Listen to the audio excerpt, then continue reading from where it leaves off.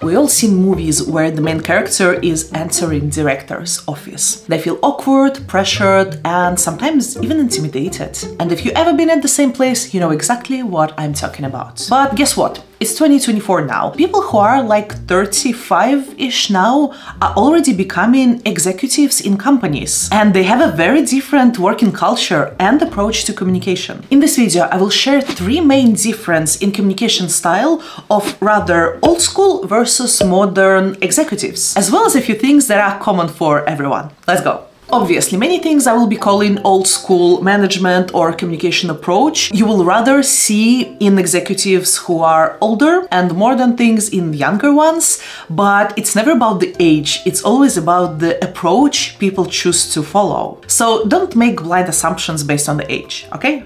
Okay. And the first difference is hierarchy versus collaboration. Executives from what I call an old school business culture are usually more into a top-down communicational approach. Information mostly flows top-down, and the decisions are also usually made on the top, and they are cascaded down without any real room for a discussion. By the way, for a long time I was actually thinking that this is a Russian thing.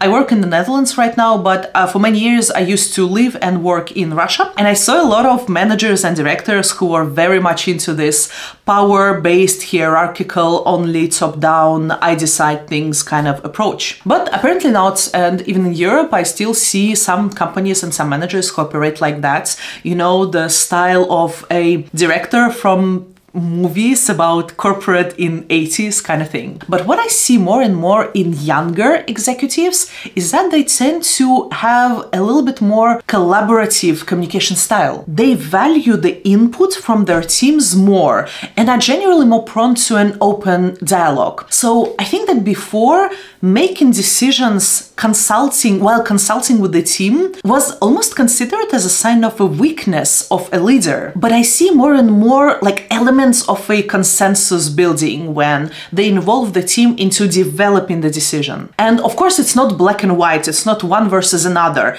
but I see an elements of that. And what's good about it, apart from a team having a sense of inclusion, so they're being included in the process, it also increases a feeling of shared responsibility between everyone. So if you ask me, it's a very nice thing. And all of that practically means that if before people in the presence of executives and VPs were rather, hesitant to speak up, the modern working culture rather encourages them to speak up. You can give your inputs without negative consequences of that, if that makes sense, because it is not punished anymore that much, but rather encouraged. Although, always think about what you say before you say it. The second difference between the old school and the modern communicational approach in executives is formality versus openness. Endless PowerPoint presentations, reports of a specific format, and memorandums. All that used to be the language of executives. And sometimes they kind of evaluate you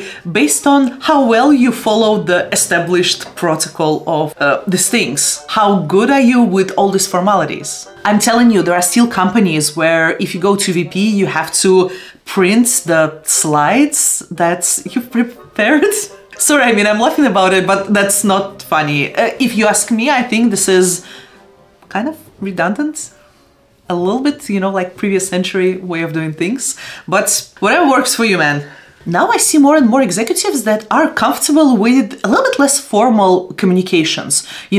Instant messages are okay, video calls are okay. The tone of the conversation between VP or any other executive and their team is getting a little bit more open, they're becoming more approachable, even more casual, I would say. And I think right now it's a little bit other way around. If the person who is approaching a VP, for example, is super formal, they sometimes, at least my observation, they tend to, encourage you to loosen up a little bit. They say, oh, no need to do the presentations. Just tell me what you think, tell me what's important, and kind of get to the chase. Because they are not exploiting intimidation, but rather encourage you to feel more relaxed and convey the message that you as an expert believe supposed to be conveyed to executives. And the third difference in the communication style of the more modern and more old school executives executives is how much they use empathy and emotional intelligence. For many decades, the communication between the top management and the rest of the company was more task-oriented. You need to achieve the goal, they tell you what they expect, you go and execute it. And none of them would really care about your personal concerns or about giving the necessary attention to the team members or any other, let's say, soft topics of any change. But what I see right now is more and more empathy in the communications, even with the top management of the company. Basically, they are starting to understand and acknowledge emotional aspects of the work that we do. Basically, they know that we're all people and they start to care more about the well-being of people who work for them. It's maybe not always that straightforward, so I will give you an example. I myself advocate for an empathetic leadership, so rather a leadership with a human face, if that makes sense. But with executives, you should never confuse being human and being nice. One common thing for all of the executives is that they are very impatient in communication. And with them, you need to get to the chase, cut all the unnecessary details, and basically think in advance what message do you want to convey. And if you got carried away, they can interrupt you, and this may not feel nice, but that's not the point. You may have incredibly nice and polite executives that will lay off thousands of people without even thinking twice. And you may have more straightforward ones that would actually go an extra mile to make their teams feel safe. So don't be fooled like that. And my recommendation would be maybe to develop a certain level of tolerance towards, people interrupting you sometimes, especially when you communicate with your management board or executives. And if you yourself are not a big-ass director just yet, check out my video on how to make the most of when your team is still small. Thank you for watching.